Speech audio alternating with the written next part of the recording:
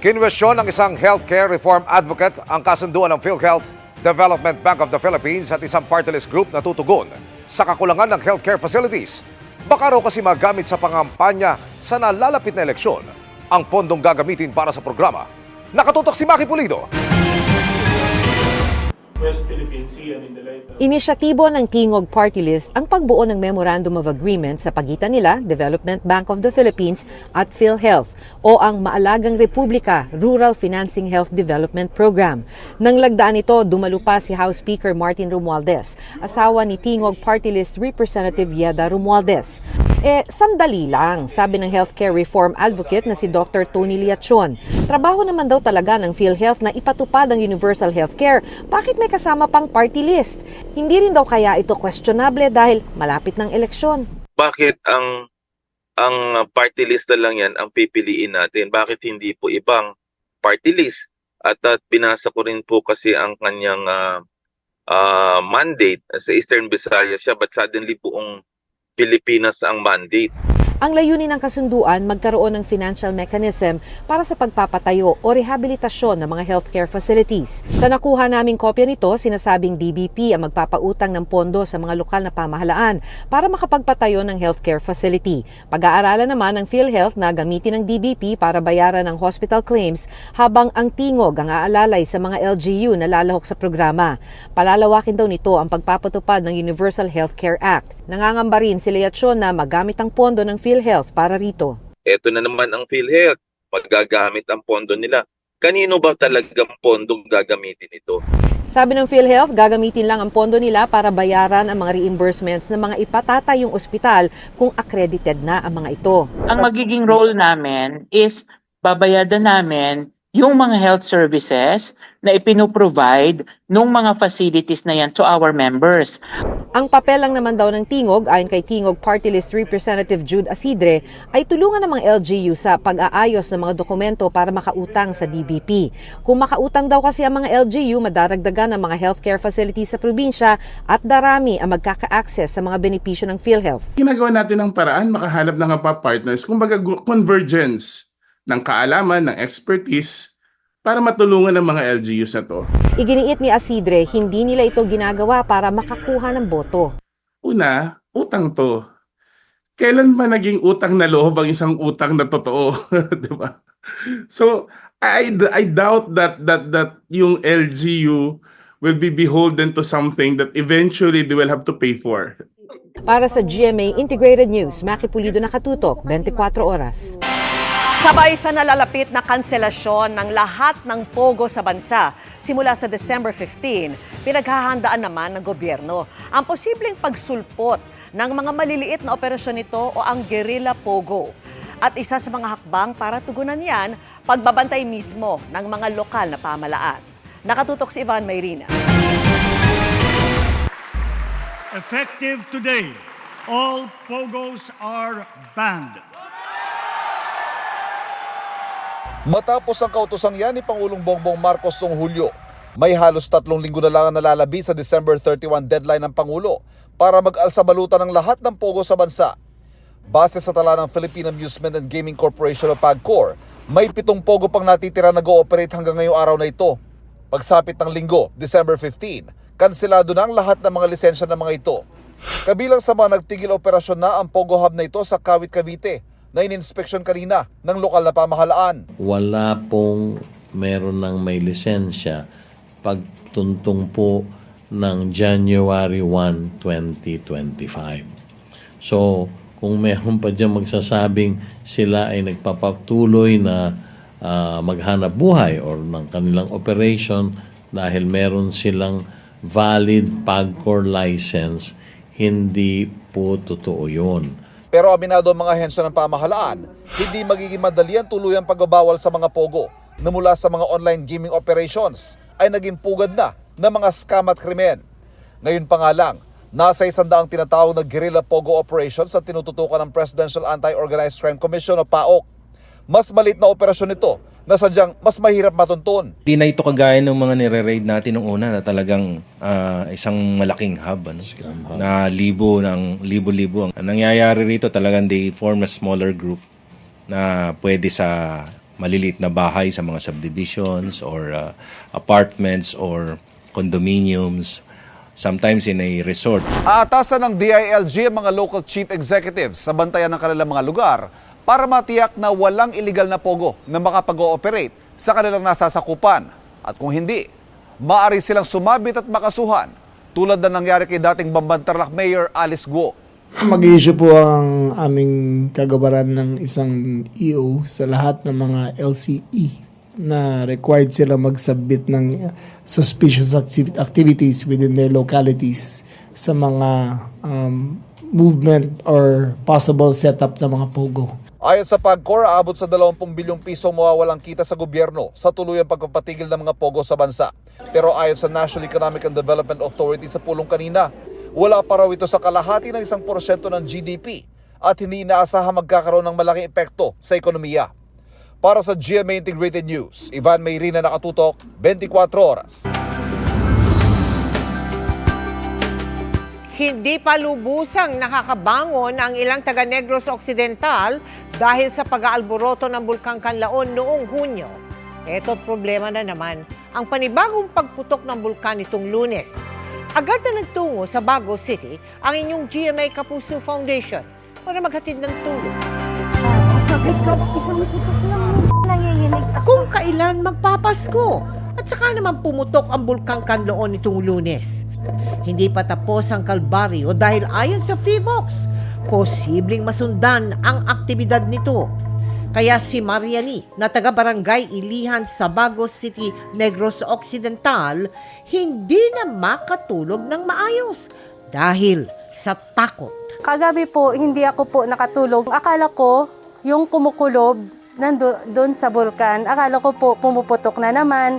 Pero hindi naman pala kasi kumikidlat kasi umuulan. Ito po, mga bulaklak. Hindi pa nga bumubunga ang mga pananim niya na sinira ng Bulkang Kanlaon noong Hunyo. Napinsala na naman ang kanilang panibagong pananim. Pati nga raw ang mga alaga niyang manok nagkakasakit na dahil sa makapal na ashfall. Nagkakasakit po yung mga alaga naming manok. Masyadong makapal yung mga ashfall po. Pag nakatuka sila, nagkakasipon. Kitang-kita rin sa mga yero ng bahay ang volcanic ash. Sa aming biyahe papuntang Barangay Ilihan, halos hindi na makita ang daan dahil sa makapal na ashfall.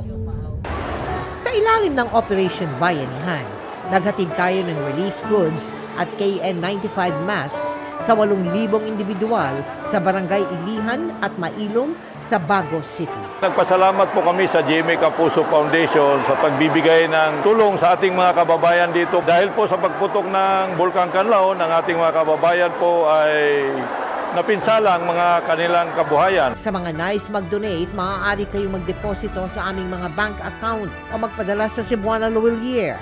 Pwede ring online via GCash, Shopee, Lazada, Globe Rewards at Metrobank Credit Card.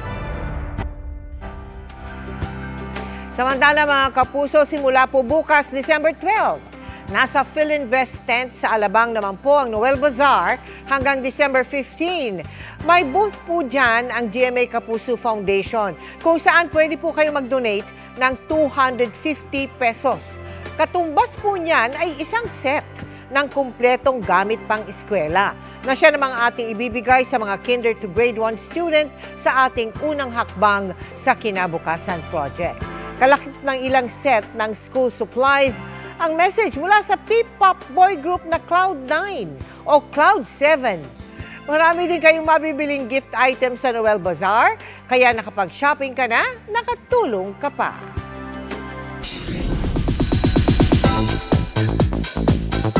History has been made sa pagkapanalo ni Sofronio Vasquez sa The Voice USA. Siya ang first Filipino at Asian winner ng competition. Ang kanyang journey to success sa chika ni Aubrey Carampel. Isa na namang Pinoy ang gumawa ng kasaysayan sa global stage. Siya si Sofronio Vasquez, ang itinanghal na grand winner ng Season 26 ng The Voice USA na mag-uuwi ng $100,000. Bukod sa siya, ang kauna-unahang Pinoy na nanalo sa American Reality Singing Competition, siya rin ang first ever Asian winner ng The Voice USA. Hindi lang ang kanyang mga kapwa Pinoy ang proud kay Sofronio. Equally proud ang kanyang coach, ang Canadian singer-songwriter na si Michael Bublé. I'm so happy. Dude, what do you say to all your peeps out there? I said all your Filipino followers, I love you. To all the Filipinos out there, Tagalog, around America, maraming salamat po sa suporta nyo. To my hometown, Utica, New York, you guys have been the best.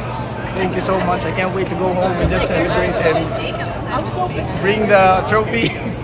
Bago makarating sa The Voice USA, masasabi na ako ang hari ng audition.